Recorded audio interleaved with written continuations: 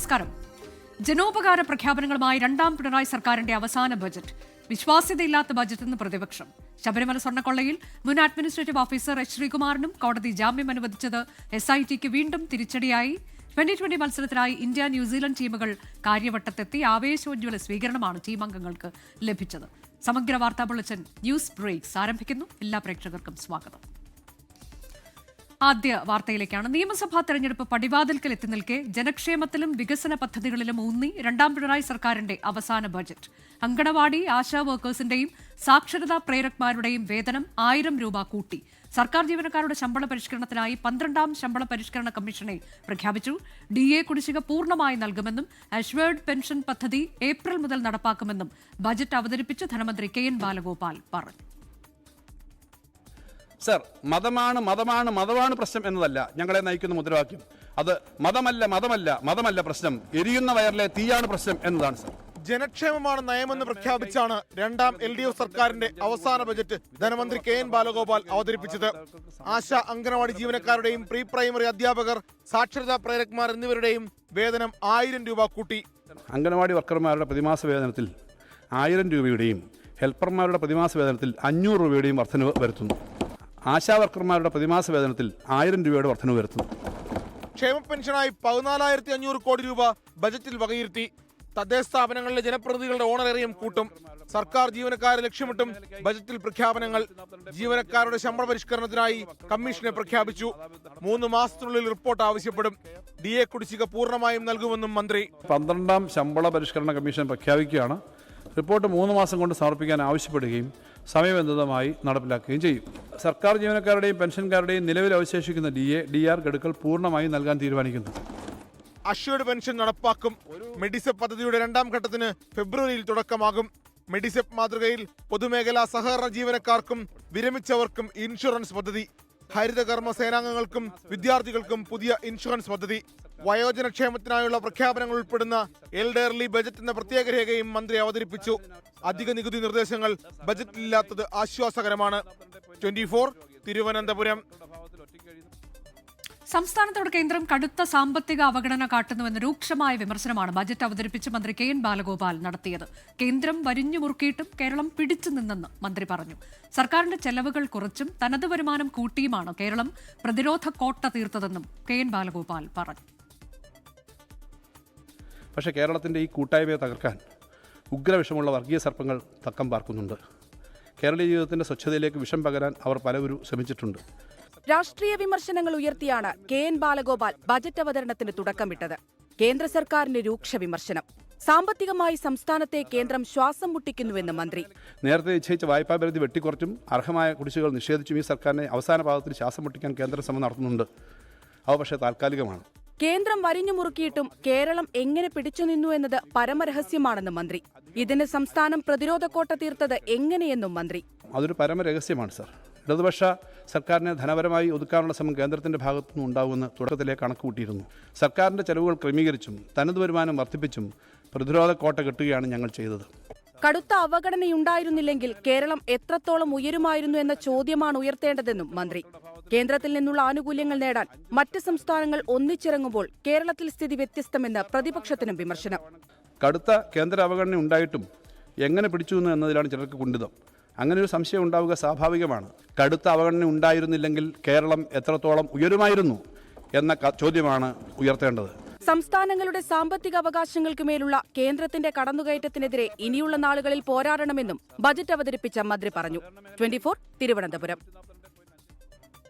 ഉന്നത വിദ്യാഭ്യാസ മേഖലയിൽ സൗജന്യ വിദ്യാഭ്യാസ പ്രഖ്യാപനവുമായി സംസ്ഥാന ബജറ്റ്. ആർട്സ് ആൻഡ് സയൻസ് കോളേജുകളിൽ ബിരുദതലം വരെ സൗജന്യ വിദ്യാഭ്യാസം എന്നത് ബജറ്റിലെ ആകർഷകമായ പ്രഖ്യാപനമായി.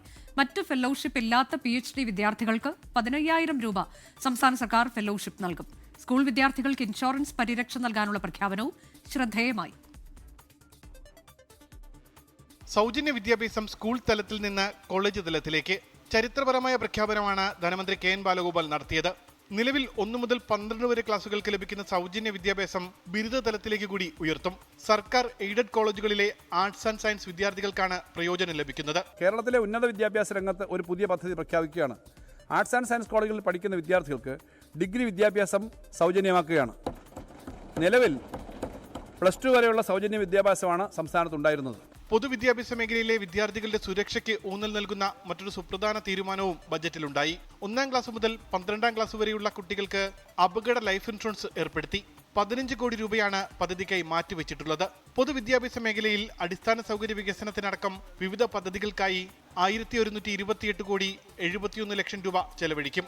സർ, കേരളം ഒരു ദശാബ്ദത്തിനിടെ സ്കൂൾ വിദ്യാഭ്യാസ മേഖലയ്ക്കായി അനുവദിച്ച 8719.14 കോടി രൂപയിൽ 8020 കോടി രൂപയും ചെലവഴിക്കാൻ സാധിച്ചു കഴിഞ്ഞു. ഈ നേട്ടങ്ങൾ നിലനിർത്തുന്ന നിലവാരം കൂടുതൽ മെച്ചപ്പെടുത്തുന്നതിനായി പിന്തുണാ പ്രവർത്തനങ്ങൾ തുടരുന്നതിന് 1128.71 കോടി രൂപ വകയിരുത്തുന്നു. ഉച്ചഭക്ഷണ പദ്ധതിക്ക് സംസ്ഥാന വിഹിതത്തിനു പുറമെ 260 കോടി രൂപ കൂടി ചേർത്ത് 410 കോടി രൂപ മാറ്റിവെച്ചിട്ടുണ്ട്. ഉന്നത വിദ്യാഭ്യാസ കമ്മീഷൻ ശുപാർശകൾ നടപ്പിലാക്കാനും 4 വർഷ ഡിഗ്രി കോഴ്സുകൾക്കുമായി 850 കോടിയിലധികം രൂപയാണ് മാറ്റിവെച്ചത്. മറ്റ് ഫെലോഷിപ്പുകളില്ലാത്ത PhD വിദ്യാർത്ഥികൾക്ക് മാസം 15,000 രൂപയുടെ ഫെലോഷിപ്പും ബജറ്റിൽ പ്രഖ്യാപിച്ചിട്ടുണ്ട്. ഉമേഷ് ബാലകൃഷ്ണൻ, 24, തിരുവനന്തപുരം. അതിവേഗ റെയിൽ പദ്ധതി നടപ്പാക്കുമെന്ന് ധനമന്ത്രി KN ബാലഗോപാൽ. പേര് മാറുമെങ്കിലും അതിവേഗ റെയിൽപാത കേരളത്തിന് അനിവാര്യമെന്നും മന്ത്രി ബജറ്റ് പ്രസംഗത്തിൽ പറഞ്ഞു. പമ്പാനദി മലിനമായതിൽ കേന്ദ്രത്തെ NSS general secretary G. Sukumaran Nair വിമർശിച്ചതിന് പിന്നാലെ ക്ലീൻ പമ്പ പദ്ധതിക്കായി 30 കോടി രൂപ ബജറ്റിൽ അനുവദിച്ചു. വേഗതയാർന്ന ഗതാഗത സൗകര്യം പരമപ്രധാനമാണ്. UDF-ന്റെയും BJP-യുടെയും എതിർപ്പ് കാരണം തടസ്സപ്പെട്ടെങ്കിലും കേരളയിൽ പദ്ധതി വരും കേട്ടോ എന്നുള്ളത് തന്നെയാണ് ഞങ്ങളുടെ നിലപാട്. സിൽവർ ലൈന് പകരം തിരുവനന്തപുരം മുതൽ കാസർഗോഡ് വരെ അർദ്ധ അതിവേഗ പാത നടപ്പാക്കുമെന്നാണ് പ്രഖ്യാപനം. RRTS പദ്ധതിയുടെ പ്രാരംഭ പ്രവർത്തനങ്ങൾക്കായി 100 കോടി രൂപ ബജറ്റിൽ പ്രഖ്യാപിച്ചു. വിഴിഞ്ഞം തുറമുഖത്തിന്റെ 2ാം ഘട്ട വികസനത്തിനായി 1000 കോടി രൂപ കിൻഫ്രയിൽ നിക്ഷേപിക്കും. വിഴിഞ്ഞം ചവറ കൊച്ചി അപൂർവ ധാതുഖനന ഇടനാഴി സ്ഥാപിക്കും. MC റോഡ് വികസനത്തിന് 5917 കോടി രൂപ അനുവദിച്ചു. തിരുവനന്തപുരം മുതൽ അങ്കമാലി വരെയുള്ള MC റോഡ് 24 മീറ്റർ വീതിയിൽ 4 വരിയായി വികസിപ്പിക്കും. കട്ടപ്പന മുതൽ തേനി വരെ തുരങ്കപാതയുടെ സാധ്യതാ പഠനത്തിനായി 10 കോടി രൂപ ബജറ്റിൽ പ്രഖ്യാപിച്ചു. സാർ, തിരുവനന്തപുരം മുതൽ അങ്കമാലി വരെയുള്ള MC റോഡ് 24 മീറ്റർ വീതിയിൽ 4 വരിയായി പുനർനിർമ്മിക്കുന്ന പദ്ധതി കിഫ്ബിയിലൂടെ ഏറ്റെടുക്കുകയാണ്. ഇതിന്റെ പ്രാരംഭമായ ഫണ്ട് മുമ്പ് വെച്ചിരുന്നതാണ്. തുരങ്കപാതയുടെ സാധ്യതാ പഠനത്തിനായി 10 കോടി രൂപ വകയിരുത്തുന്നു. ശബരിമല മാസ്റ്റർ പ്ലാനിനും ക്ലീൻ പമ്പ പദ്ധതിക്കുമായി 30 കോടി രൂപ വീതം, വയനാട് കാസർഗോഡ് പാക്കേജുകൾക്ക് 80 കോടി രൂപ വീതം, കുട്ടനാട് പാക്കേജിന് 75 കോടി രൂപ വീതവും കൂട്ടി. IT മേഖലയ്ക്കുള്ള വിഹിതം 548 കോടി രൂപയായും വർദ്ധിപ്പിച്ചു. 24, തിരുവനന്തപുരം. പൊതുജനാരോഗ്യ മേഖലയ്ക്കായി 2500 കോടി രൂപ വകയിരുത്തി 2ാം പിണറായി വിജയൻ സർക്കാരിന്റെ അവസാന ബജറ്റ്. കാരുണ്യ ആരോഗ്യ സുരക്ഷാ പദ്ധതിക്കായി 900 കോടി രൂപ പ്രഖ്യാപിച്ചു. താലൂക്ക് തലം വരെയുള്ള എല്ലാ ആശുപത്രികളിലും ഡയാലിസിസ് സൗകര്യമുള്ള ഇന്ത്യയിലെ ആദ്യത്തെ സംസ്ഥാനമായി കേരളം മാറുമെന്നാണ് പ്രഖ്യാപനം. കേരളത്തിലെ ആരോഗ്യരംഗം വികസിത രാജ്യങ്ങളോട് കിടപിടിക്കുന്നുവെന്നും ആഗോളതലത്തിൽ ശ്രദ്ധേയമായ മാതൃകയെന്നും ബജറ്റ് പ്രസംഗത്തിൽ ധനമന്ത്രി KN ബാലഗോപാലിന്റെ ആമുഖം. വൈദ്യശുശ്രൂഷ പൊതുജനാരോഗ്യ മേഖലയ്ക്ക് 2500.31 കോടി വകയിരുത്തി. കഴിഞ്ഞ വർഷത്തെ വിഹിതത്തെക്കാൾ 350.12 കോടി രൂപയുടെ വർധന. സർ, വൈദ്യശുശ്രൂഷയും പൊതുജനാരോഗ്യ മേഖലയ്ക്കുള്ള പദ്ധതി വിഹിതം വർദ്ധിപ്പിച്ച് 2500.31 കോടി രൂപയായിട്ട് വകയിരുത്തുന്നു. ഇത് കഴിഞ്ഞ വർഷത്തെ വിഹിതത്തെക്കാൾ 350.12 കോടി രൂപ 16.28% കൂടുതലാണ്. ഡയാലിസിസ് സൗകര്യമില്ലാത്ത എല്ലാ താലൂക്ക് ആശുപത്രികളിലും ഡയാലിസിസ് യൂണിറ്റുകൾ സ്ഥാപിക്കുന്നതിന് 14.20 കോടി. മലബാർ ക്യാൻസർ സെന്റർ 50 കോടി, കൊച്ചിൻ ക്യാൻസർ സെന്റർ 30 കോടി, റീജിയണൽ ക്യാൻസർ സെന്റർ 90 കോടി, മെഡിക്കൽ കോളേജുകൾ വഴിയുള്ള ക്യാൻസർ ചികിത്സയ്ക്ക് 30 കോടി, ജില്ലാ താലൂക്ക് ആശുപത്രികൾക്ക് 3 കോടി എന്നിങ്ങനെ ക്യാൻസർ ചികിത്സയ്ക്കാകെ 203 കോടി. പെയിൻ ആൻഡ് പാലിയേറ്റീവ് കെയർ പ്രവർത്തനങ്ങൾക്ക് 6.50 കോടി. തിരുവനന്തപുരം മെഡിക്കൽ കോളേജിൽ സർജിക്കൽ റോബോട്ട് സ്ഥാപിക്കുന്നതിന് 12 കോടി. അപൂർവ ഇനം രോഗമായ സ്പൈനൽ മസ്കുലർ അട്രോഫി രോഗത്തിന് മരുന്ന് ലഭ്യമാക്കാൻ 30 കോടി. ആർദ്രം മിഷന്റെ 2ാം ഘട്ടം സുസ്ഥിരമാക്കുന്നതിന് 70.92 കോടി. മെഡിക്കൽ കോളേജ് ആശുപത്രികളിലെ ആശുപത്രി മാലിന്യ സംസ്കരണത്തിന് 22 കോടി. ഇടുക്കി, കോന്നി, വയനാട്, കാസർഗോഡ് എന്നിവിടങ്ങളിലെ പുതിയ മെഡിക്കൽ കോളേജുകൾ ശക്തിപ്പെടുത്തുന്നതിന് 57.09 കോടി രൂപ. 108 ആംബുലൻസ് പദ്ധതിക്ക് 38 കോടിയും വകയിരുത്തി. 24, തിരുവനന്തപുരം. നിയമസഭാ തെരഞ്ഞെടുപ്പ് പ്രഖ്യാപിക്കാൻ 1 മാസം മുന്നിലുള്ളപ്പോഴാണ് സംസ്ഥാന സർക്കാർ സമ്പൂർണ്ണ ബജറ്റ് അവതരിപ്പിച്ചത്. ആകെ 2.4 ലക്ഷം കോടി രൂപ ചെലവ് പ്രതീക്ഷിക്കുന്ന ബജറ്റിൽ 55,000 കോടിയിലധികം രൂപയുടെ ധനക്കമ്മിയാണ് ഉള്ളത്. വരുമാനം കണ്ടെത്തുന്നതിന് നികുതി പിരിവല്ലാതെ മറ്റു മാർഗങ്ങൾ ബജറ്റിൽ പരാമർശിക്കുന്നില്ല. നിയമസഭാ തെരഞ്ഞെടുപ്പ് പ്രഖ്യാപനത്തിന് മുൻപ് ബജറ്റ് പാസാക്കണമെന്ന വെല്ലുവിളിയും സർക്കാരിന് മുന്നിലുണ്ട്. ബജറ്റ് പ്രകാരം സംസ്ഥാനത്ത് അടുത്ത സാമ്പത്തിക വർഷത്തിൽ പ്രതീക്ഷിക്കുന്ന റവന്യൂ വരവ് 1.82 ലക്ഷം കോടി രൂപയാണ്. പ്രതീക്ഷിക്കുന്ന ചെലവാകട്ടെ ആകെ 2.4 ലക്ഷം കോടി രൂപയും. 55,420 കോടി രൂപയാണ് ധനക്കമ്മി. ഇതെങ്ങനെ കണ്ടെത്തുമെന്ന ചോദ്യത്തിന് നികുതി വരുമാനം തന്നെയാണ് ഉത്തരം. ഒപ്പം കുടിശ്ശിക പിരിച്ചെടുക്കുമെന്നും ധനമന്ത്രി. ഫിനാൻസ് കമ്മീഷൻ്റെ award 16th finance commission award ഇപ്പോൾ വരും. ഓൾറെഡി അത് കേന്ദ്ര ഗവൺമെൻറ്റിൻ്റെ കയ്യിലുണ്ട്. അവർ പ്ലേസ് ചെയ്തില്ല, ഇത് ടേബിൾ വെച്ചില്ല പാർലമെൻറ്റിൻ്റെ. ഇപ്പോൾ വെക്കും എന്നാണ് പ്രതീക്ഷിക്കുന്നത്. അപ്പോൾ ആ ഫിനാൻസ് കമ്മീഷൻ വരുമ്പോൾ എല്ലാ ഫിനാൻസ് കമ്മീഷൻ്റെ സമയത്ത് നമുക്കുണ്ടാകുന്ന ഒരു ഇമ്പ്രൂവ്മെൻറ്റും ബെനിഫിറ്റും വരും. അപ്പോൾ ആ ഫിനാൻസ് കമ്മീഷൻ്റെയും കൂടി വരുമ്പോൾ നമുക്ക് കേരളത്തിൽ ഒന്നുകൂടെ മെച്ചപ്പെട്ട സ്ഥിതി വരും. അപ്പോൾ ഇതും എല്ലാ കാൽക്കുലേഷൻ വെച്ചിട്ടാണ് നമ്മളിത് പറഞ്ഞേക്കുന്നത്. ശമ്പള പരിഷ്കരണത്തിന് കമ്മീഷനെ നിയോഗിച്ചിട്ടുണ്ട്.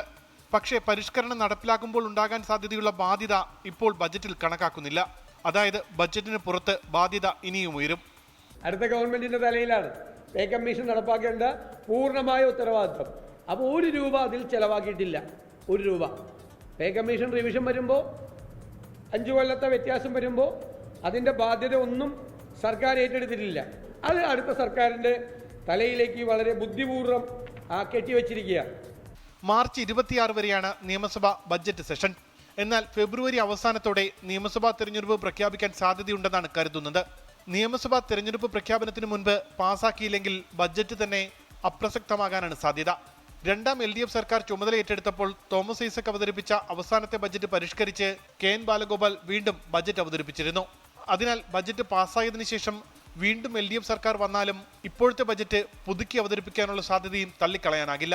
നിയമസഭാ തെരഞ്ഞെടുപ്പ് മുന്നിൽ കണ്ടുള്ള വമ്പൻ പ്രഖ്യാപനങ്ങളോ അകമഴിഞ്ഞ സഹായങ്ങളോ ഈ ബജറ്റിലില്ല. യാഥാർത്ഥ്യബോധം ഉൾക്കൊണ്ടുകൊണ്ടുള്ള ബജറ്റാണ് KN ബാലഗോപാൽ അവതരിപ്പിച്ചത്.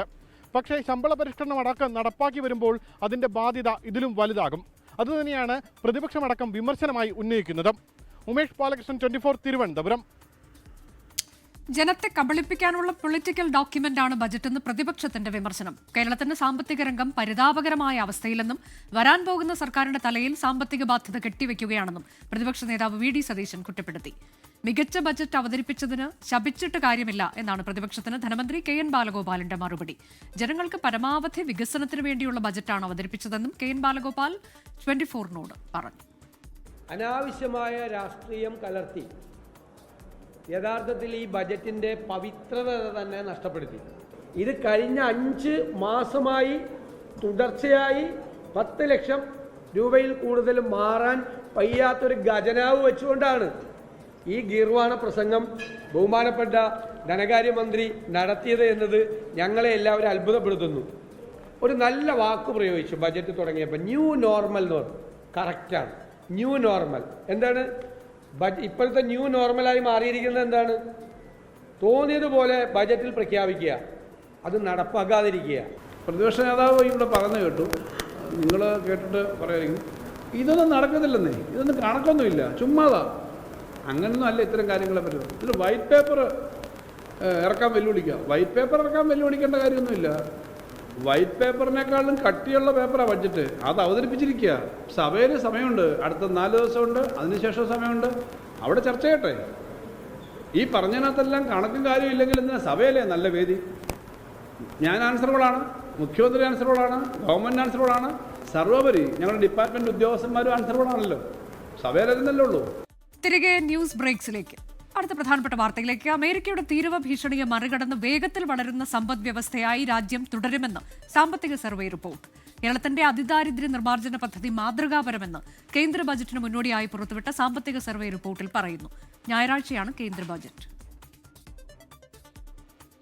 ആഗോള സാമ്പത്തിക രംഗം കടുത്ത വെല്ലുവിളികൾ നേരിടുമ്പോഴും ഇന്ത്യ മികച്ച പ്രകടനം കാഴ്ചവെച്ചെന്നാണ് സാമ്പത്തിക സർവേ റിപ്പോർട്ട്. ധനമന്ത്രി നിർമ്മലാ സീതാരാമൻ പാർലമെന്റിന്റെ മേശപ്പുറത്ത് വച്ചു. നടപ്പ് സാമ്പത്തിക വർഷത്തെ പ്രതീക്ഷിത വളർച്ചാ നിരക്ക് 7.4%. അടുത്ത സാമ്പത്തിക വർഷം GDP നിരക്ക് 6.8%-നും 7.2%-നും ഇടയിലേക്ക് എത്തുമെന്ന് പ്രതീക്ഷിക്കുന്നുവെന്നും റിപ്പോർട്ടിലുണ്ട്. The annual growth rate in the last 5 years has been 29%. There is ample resource availability in the system for economic activity and investment spending. കേരളത്തിന്റെ ദാരിദ്ര്യ നിർമ്മാർജ്ജന പദ്ധതി മാതൃകാപരമെന്ന റിപ്പോർട്ടിൽ പരാമർശമുണ്ട്. വിവിധ സർക്കാർ വകുപ്പുകളുടെ ഏകോപനം ഉറപ്പാക്കിയതും ഡിജിറ്റൽ ട്രാക്കിംഗ്, നിരീക്ഷണം എന്നിവയും നേട്ടമായി. വിവിധ കേന്ദ്ര പദ്ധതികൾ ഈ നേട്ടത്തിന് സഹായമായെന്നും റിപ്പോർട്ടിൽ പറയുന്നു. പാർലമെന്റ് സമ്മേളിക്കുന്നതിന് മുമ്പായി മാധ്യമങ്ങളെ കണ്ട പ്രധാനമന്ത്രി നരേന്ദ്രമോദി ഇന്ത്യ യൂറോപ്യൻ യൂണിയൻ സ്വതന്ത്ര വ്യാപാര കരാർ വലിയ അവസരങ്ങൾ മുന്നോട്ട് വയ്ക്കുന്നുവെന്ന് പറഞ്ഞു. भारत और यूरोपियन यूनियन का फ्री ट्रेड एग्रीमेंट आने वाली दिशाएं कितनी उज्जवल है, ये free trade for ambitious Bharat है. കേന്ദ്ര ബജറ്റ് ഞായറാഴ്ച ധനമന്ത്രി നിർമ്മല സീതാരാമൻ അവതരിപ്പിക്കും. 24 ഡൽഹി. 2016 അഴീക്കോട് തെരഞ്ഞെടുപ്പ് കേസിൽ മുസ്ലിം ലീഗ് നേതാവ് KM ഷാജിക്ക് സുപ്രീം കോടതിയിൽ നിന്ന് അനുകൂല വിധി. KM ഷാജിക്ക് 6 വർഷത്തെ അയോഗ്യത വിധിച്ച ഹൈക്കോടതി ഉത്തരവ് സുപ്രീം കോടതി റദ്ദാക്കി. ഹൈക്കോടതി വിധി അധികാരപരിധി മറികടന്നാണെന്ന് സുപ്രീം കോടതി ചൂണ്ടിക്കാട്ടി. അയോഗ്യനാക്കിയ ഹൈക്കോടതി വിധിക്കെതിരെ KM ഷാജി നൽകിയ അപ്പീലിലാണ് സുപ്രീം കോടതി ഉത്തരവ്. ചാനൽ ചർച്ചകളിലെ ഇടതുമുഖമായ അഡ്വക്കേറ്റ് BN ഹസ്കർ CPIM വിട്ട് RSPയിലേക്ക്. ചാനൽ ചർച്ചയിൽ സർക്കാരിനെ വിമർശിച്ചതിന്റെ പേരിൽ ഹസ്കറിനെ CPIM നേതൃത്വം താക്കീത് ചെയ്തിരുന്നു. പാർട്ടിയുമായുള്ള 36 വർഷത്തെ ബന്ധം അവസാനിപ്പിക്കുകയാണെന്നാണ് ഹസ്കറിന്റെ പ്രതികരണം. ന്യൂസ് ബ്രേക്സ് അവസാനിച്ചു. ഇനി പൊതുജനം കഴുതയിലെ സാർ കാണാം. ബി ദിലീപ് കുമാർ ചേരും. നമസ്കാരം.